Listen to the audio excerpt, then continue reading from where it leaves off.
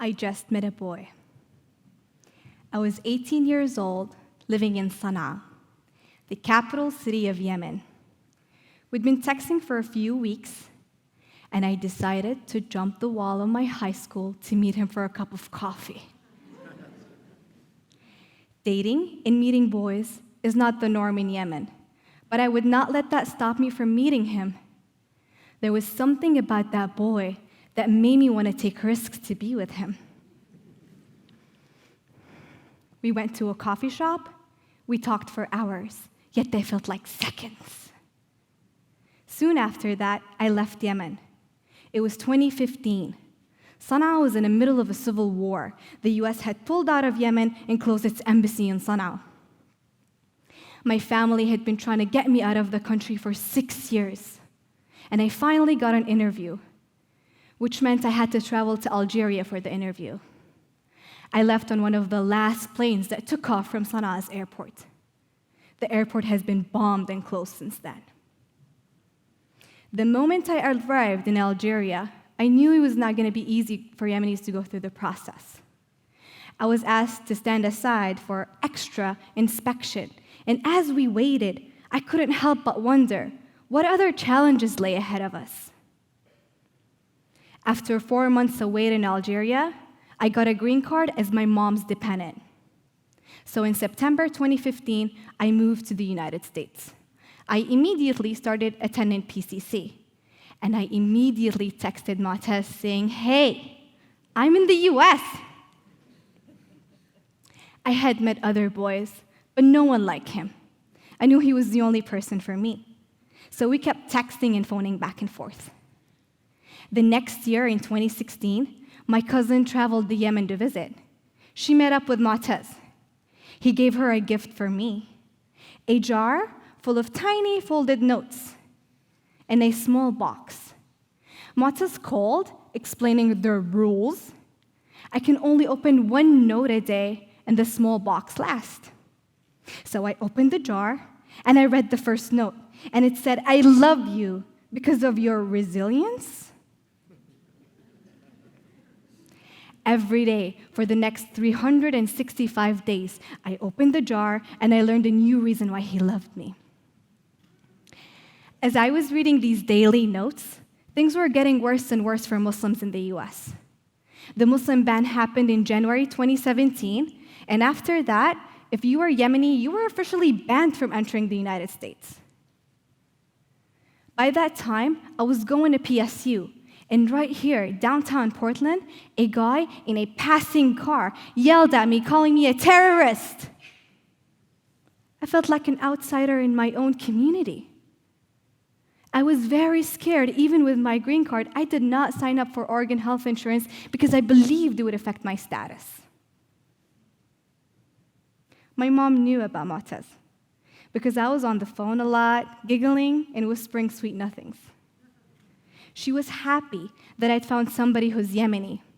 So when he sent the ring, I laid my grand plans. Marry him? My mom shouted, graduate from PSU first. So in May 2019, I graduated from PSU.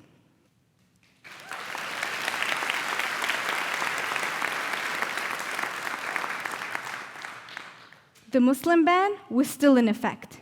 Yemen was torn by war. The airport in Sana'a remained closed. To make matters worse, I was only a green card holder, which meant I couldn't sponsor my fiancé Moutaz.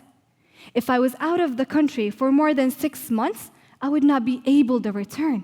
These are the rules for a green card. I wanted to get married to Moutaz, which meant I needed to go back to Yemen.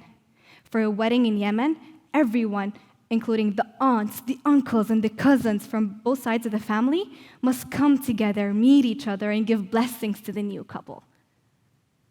Moutaz's family was in Yemen. Half of mine was in the US. His mom was upset because she'd never meet me or my mom. Moutaz was her only son living in Yemen, and she did not want him to leave and live in the United States. My mom worried that we would travel and his family wouldn't agree to the marriage. Everyone was telling me, "Don't go to Yemen. If you go, you won't be able to come back. But I was willing to take risks to be with him. If we weren't able to come back, I thought I would look for another home. I would not let fear dictate my life. So we finally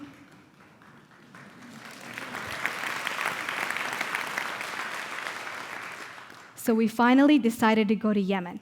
My mother, my brothers, my sister-in-law, my nephew, and me. The only way to get to Sana'a is to land in Aden, a port city in southern Yemen, and to drive north to Sana'a. The road is mostly unpaved, sometimes just a track through bushes. You will come to checkpoints where men with guns would stop you for paperwork, and you never know when they'll demand bribes or shoot to kill you. After 16 hours of travel, I arrived to my father's house. I did not hesitate. I threw my bags and I raced to the backyard where Moutaz waited with his charming smile. I did not care that I was in Yemen. I hugged him so tight, not caring that we were in public.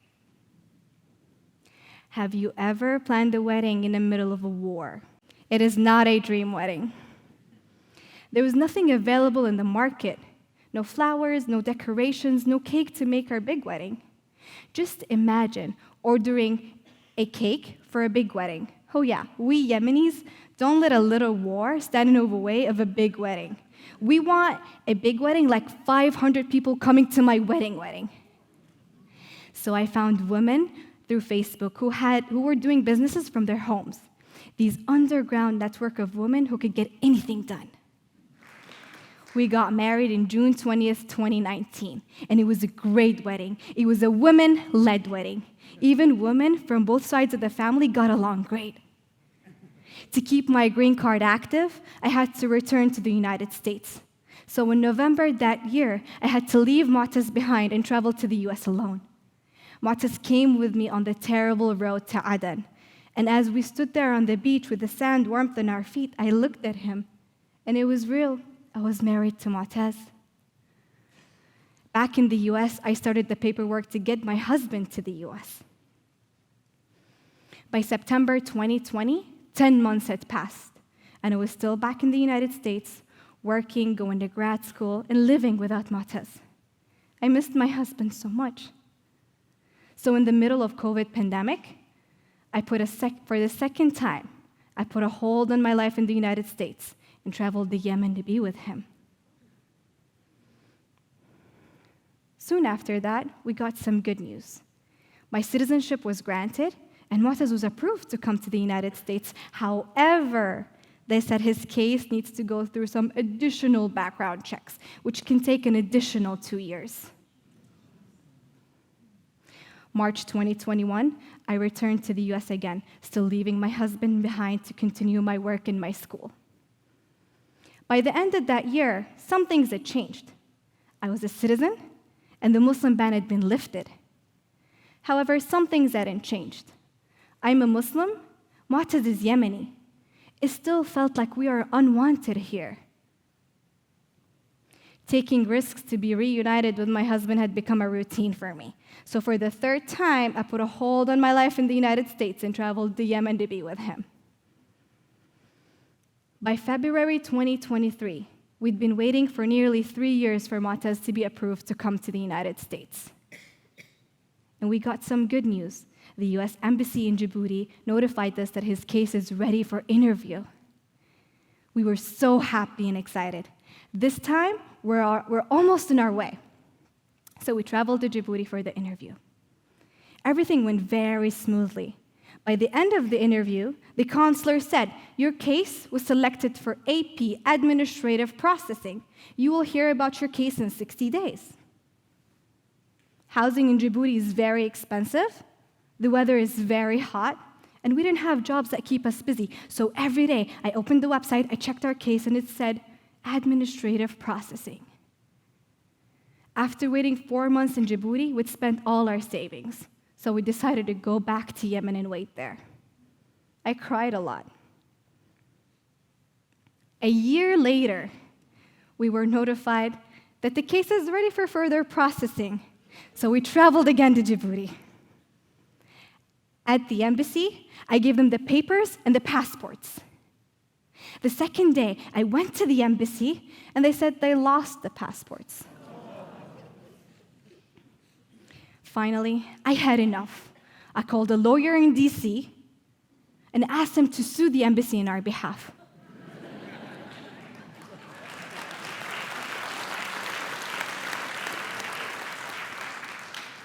Like a miracle, within 3 weeks, we were notified that Moutaz's passport is ready to be picked up with his visa. So in March 2023, we moved to the United States.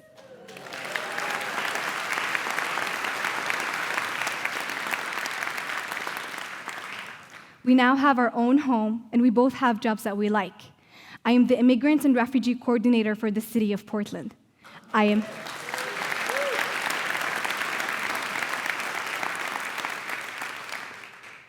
American, I am Muslim.